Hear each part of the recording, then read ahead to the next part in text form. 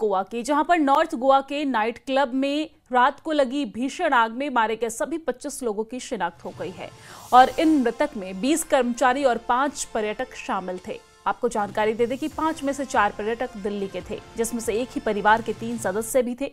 5वां पर्यटक कर्नाटक का था और अब तक क्लब के कुल 4 मैनेजर गिरफ्तार किए जा चुके हैं, जो अलग अलग डिपार्टमेंट संभाल रहे थे। वहीं क्लब के मालिक के खिलाफ अरेस्ट वारंट जारी कर दिया गया है। गोवा सरकार ने 3 अधिकारियों को भी सस्पेंड कर दिया है और इससे पहले गोवा के नाइट क्लब में आग से 25 मौत पर अब गैर इरादतन हत्या के लिए FIR दर्ज कर ली गई है।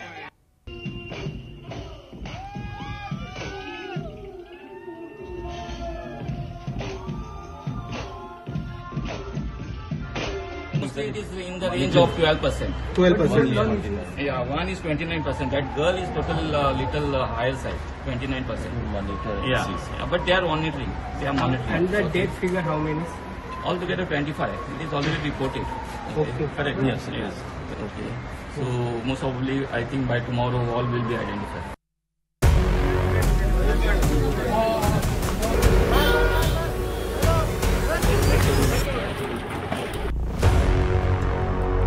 गोवा के नाइट क्लब में आग से कोहराम।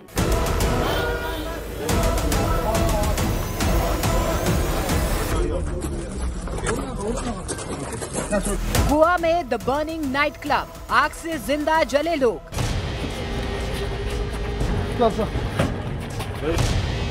आधी रात क्लब में आग, मची अफरा तफरी। ऊंची ऊंची उठती आग की लपटों की ये तस्वीरें आई हैं नॉर्थ गोवा के एक नाइट क्लब की, जहां आधी रात को हुए अग्निकांड ने पूरे गोवा को हिलाकर रख दिया। जानकारी के मुताबिक नाइट क्लब के किचन एरिया के पास एक सिलेंडर ब्लास्ट हुआ और उसके बाद क्लब में शुरू हो गया मौत का तांडव। गोवा के अरपोरा इलाके में मौजूद हूँ। यहाँ पे जहाँ ये जो इलाका मैं दिखा रहा हूँ, जहाँ से देर रात तक नाइट क्लब में मेरे काफी संख्या में स्टाफ मौजूद था और अधिकतर लोग धुएं भरे जाने से वजह से बाहर नहीं निकल पाए गए। सबसे दर्दनाक बात यही रही कि कई लोग दम घुटने से मारे गए हैं। नॉर्थ गोवा के इस नाइट क्लब में आग इतनी खौफनाक थी कि किसी की मौत दम घुटने से हुई तो कोई जिंदा जल गया। आग इतनी भयंकर थी कि चश्मदीद खौफ में आ गए।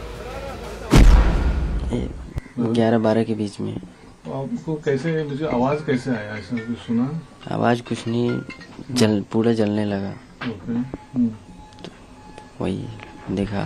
एक्चुअली घर पे जा रहा था, तभी देखा कि आवाज आया ब्लास्ट का वगैरह, तो मैं देखा कि मेरे एक्चुअली नियर बाई घर है इधर। मैं देखा था कि अभी आग जल रहा है। एक्चुअली मोस्टली क्या होता है इधर, कभी पटाखे जलते हैं, कुछ फंक्शन होता है वगैरह, तो उतना ये मतलब हम लोग ने इतना वो चीज नहीं लिया, मतलब ये नहीं लिया। तो बाद में देखा तो एम्बुलेंस, थोड़े टाइम के बाद घर पे गया मैं, एम्बुलेंस जा रहे बाहर, तो बाद में अपनी गाड़ी लेके उस साइड में गए तो देखा तो ये सब इंसिडेंट हो चुका था।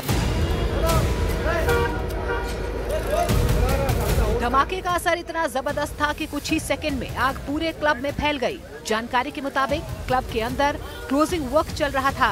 उसी वक्त एक धमाके के बाद आग लग गई, फिर चारों तरफ अफरा तफरी मच गई।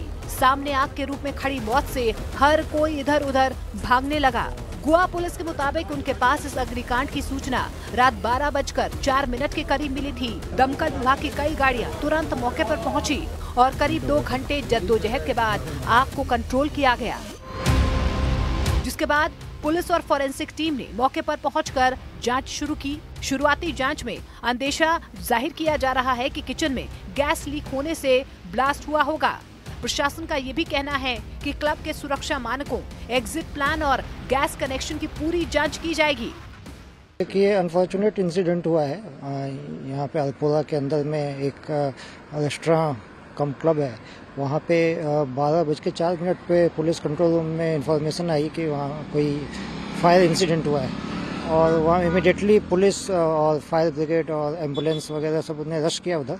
तो अब फायर तो अंडर कंट्रोल है और इसमें जो ज़्यादातर जो बॉडीज मिली हैं वो नीचे जहाँ किचन है इसका रेस्टोरेंट का, वहाँ पे डेड बॉडीज ये मिली है। और अभी इस घटना के कारणों की जांच पुलिस करेगी और उसमें जो भी उसके कंक्लूजन निकल के आते हैं जांच के, उसके हिसाब से हम लोग इसमें एक्शन लेंगे। आधी रात को लगी इस आग में सबसे ज्यादा मौतें क्लब में काम कर रहे कर्मचारियों की हुई है। आग इतनी तेज थी कि बाहर निकलने का मौका तक नहीं मिला। इस हादसे में 4 सैलानी और 14 क्लब के स्टाफ की मौत हुई है। ज्यादातर लोगों की मौत दम घुटने से हुई है, जबकि 2 लोगों की मौत जिंदा जलकर हुई। Some are tourists. Mostly are, I think, our locals who are working in the basement of the restaurant.